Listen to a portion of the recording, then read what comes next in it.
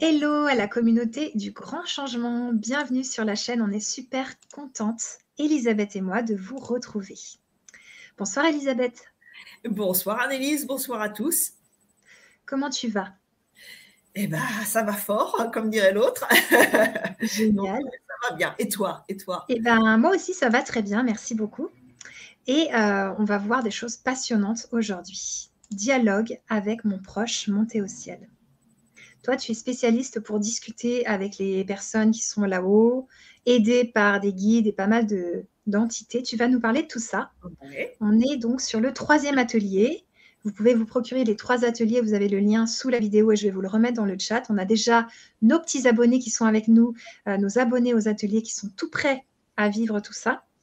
Et je vais t'inviter, Elisabeth, à te présenter, nous parler de ton travail pour commencer, pour les personnes qui te découvrent aujourd'hui. Alors donc, je m'appelle Elisabeth Correbon. Donc mon travail, c'est déjà avant tout, j'ai une merveilleuse gratification qui est celle d'être passeuse d'âme.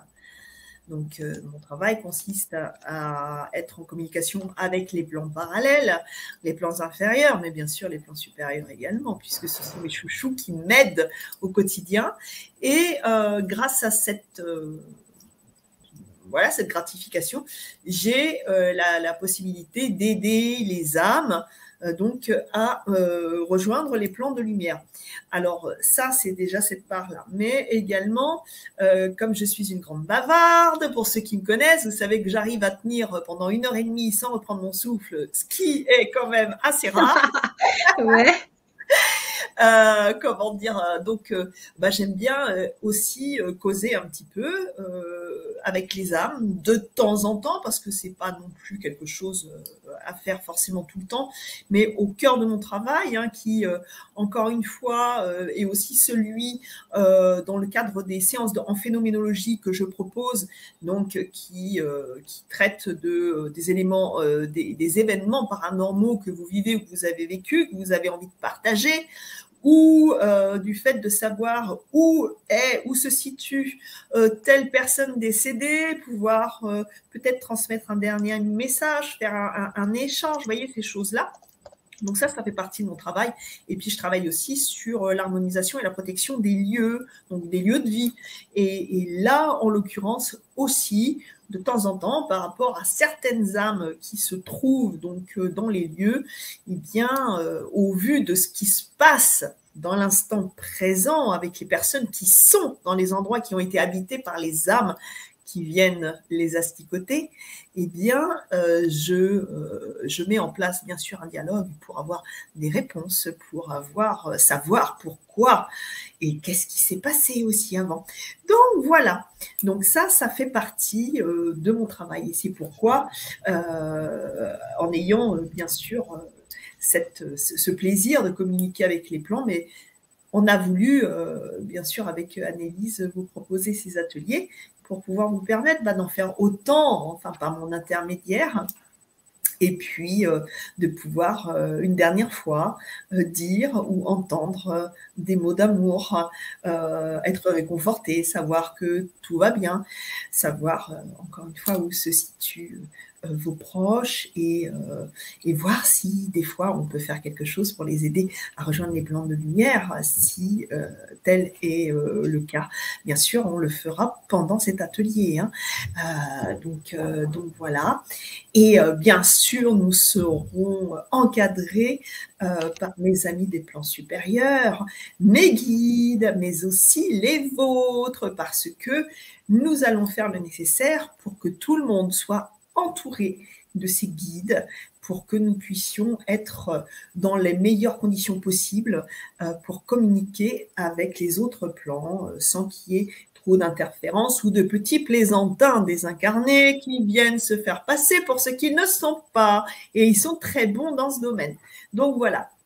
Et important, ça sera aussi bien nos amis décédés humains que nos compagnons à 4 pattes ou à 2 pattes, enfin, ou pas de pattes du tout. Enfin, bon, bref, nos compagnons animaux, quoi, c'est ce que je veux dire.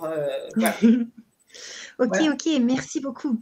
Alors, on a Luna qui est avec nous. Elle dit bonsoir Elisabeth et Annelise. Bonsoir. Toujours heureuse d'être parmi vous, c'est super. Elisabeth, nous aimons bien t'écouter. Alors, Luna, c'est une de mes clientes préférées, hypersensible à fond. Est-ce que tu peux nous parler un petit peu de ça, Elisabeth? Tu vois, faire la différence entre quelqu'un d'hypersensible qui sent plein de choses et puis vraiment, tu vois, des présences, des âmes errantes autour de soi. Alors, l'hypersensibilité, comme toi, tu la travailles, c'est pas, comment dirais-je, ça ne veut pas dire forcément ressentir les âmes. On peut être hypersensible et ne pas avoir d'ouverture dans ce domaine. Pourquoi l'hypersensibilité? Elle est axée sur le schéma émotionnel pur. Tandis que ressentir les âmes, les autres plans, ça c'est le niveau, on va dire, le niveau que nous avons dans le cadre de la médiumnité. Nous sommes tous médiums, mais à des niveaux différents. N'avons pas tous les capacités développées de la même façon. Elles vont possiblement se développer dans le temps si, bien sûr, on fait le nécessaire afin d'apprendre et de les décupler. Hein, ce sont comme des sens. Hein. Donc, voilà. Mais on peut très bien également rester toute cette vie-ci à un certain niveau et progresser la vie qui suivra.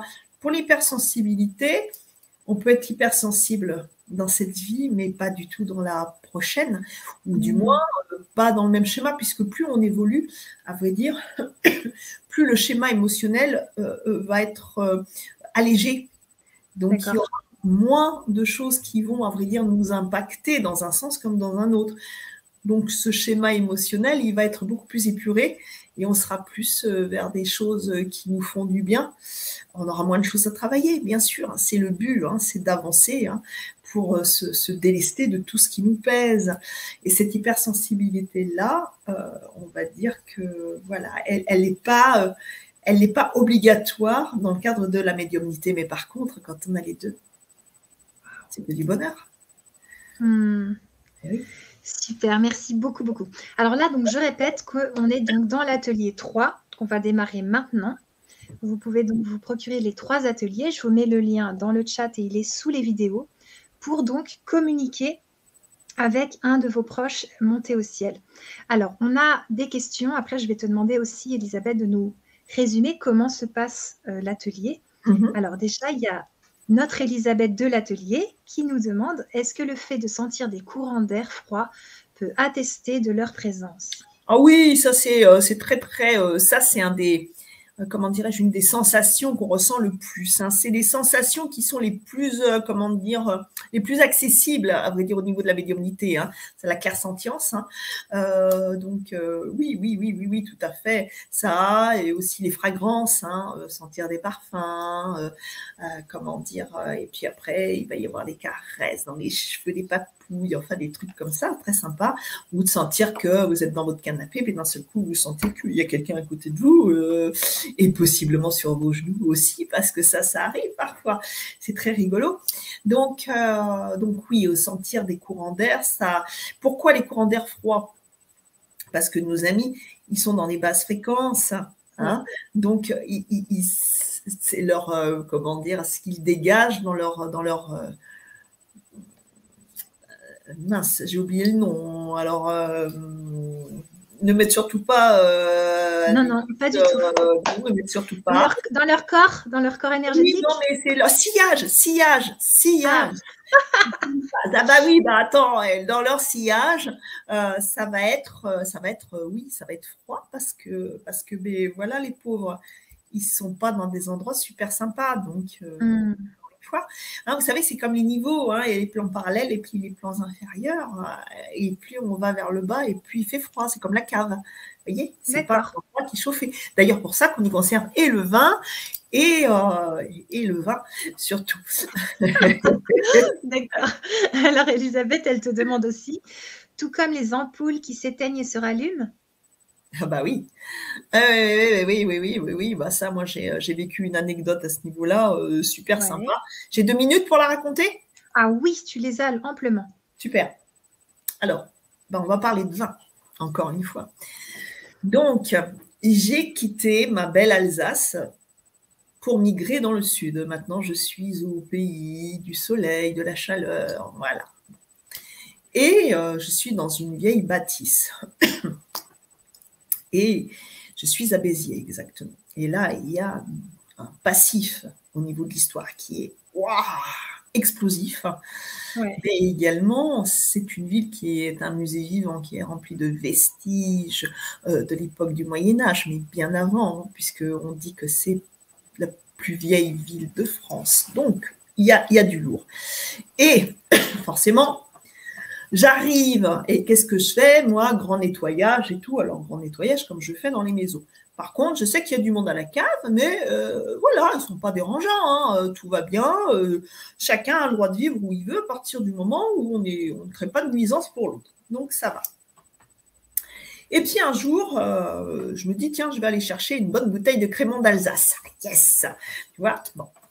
Donc, je descends l'escalier et je vais me diriger vers la cave. Et là, je me dis, l'électricité de la pièce principale de la cave était un peu défaillante, c'est-à-dire, vous savez, un peu mi-figue, mi-raisin au niveau de l'éclairage.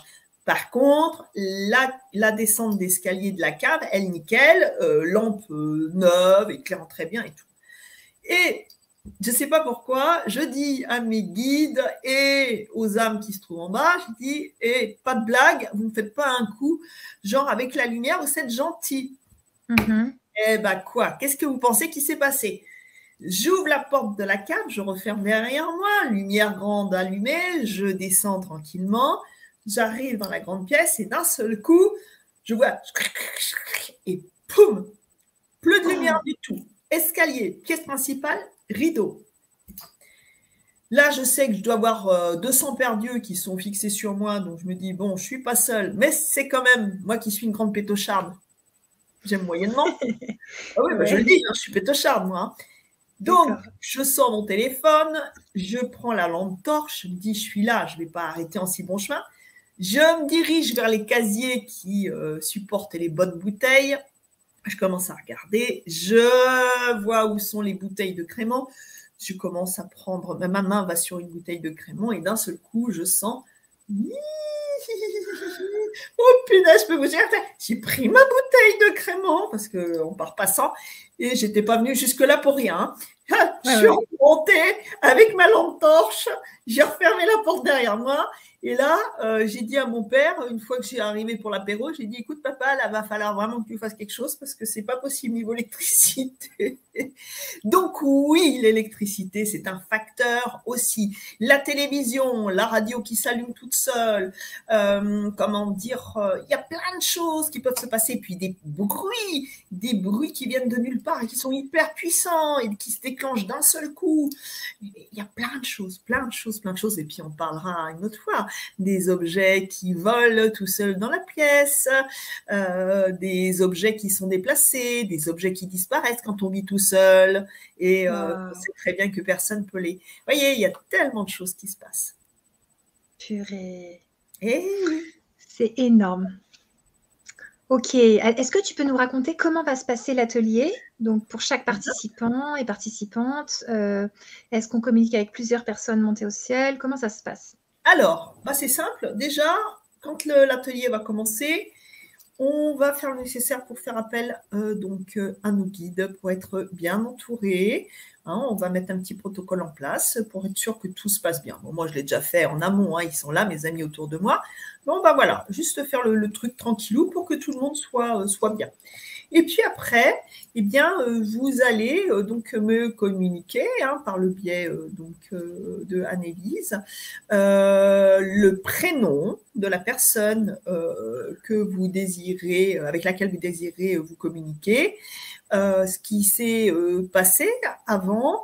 Et votre question, c'est-à-dire qu'est-ce que vous voulez? Est-ce que vous voulez savoir où cette personne se situe? Est-ce que vous voulez savoir si elle va bien? Est-ce que vous voulez transmettre un message? Le cas échéant, et on verra donc comment la communication va se mettre en place. Si la communication est claire et qu'on a la permission de pouvoir établir une connexion avec le défunt qui fait l'objet donc de votre intention, eh bien, nous ferons le nécessaire. Et c'est l'âme qui va se communiquer, donc par le biais, par mon intermédiaire, verra ce qu'elle aura à dire, si c'est un ou deux mots, si c'est une phrase, c'est selon. Hein, encore une fois, il n'y a pas de... on n'est pas sur BFM Radio, hein, c'est pas des discours qui n'en finissent pas, ça peut parfois arriver.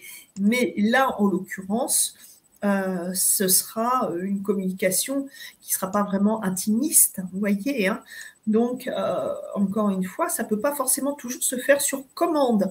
On va faire le nécessaire pour que ça se produise et on verra donc comment les choses vont se mettre en place. Mais encore une fois, le nom de la personne, la question, et puis si vous avez envie d'exprimer certaines choses sur cette personne, et là... on verra donc ce qu'il en est. Et bien sûr, la question, mais encore une fois, on prend un membre de la famille pour une personne. Hein, on est bien d'accord, parce que sinon, tout le monde n'aurait pas la possibilité de pouvoir passer lors de l'atelier, hein, tout simplement. Vous pouvez également, bien sûr, un membre de la famille humain et un membre, si vous avez bien sûr envie, de nos amis, les animaux, savoir aussi ce qu'il en est, si bien sûr vous avez eu la chance d'avoir dans votre vie des compagnons du règne animal. Ok, magnifique. Alors, je fais mon dernier clic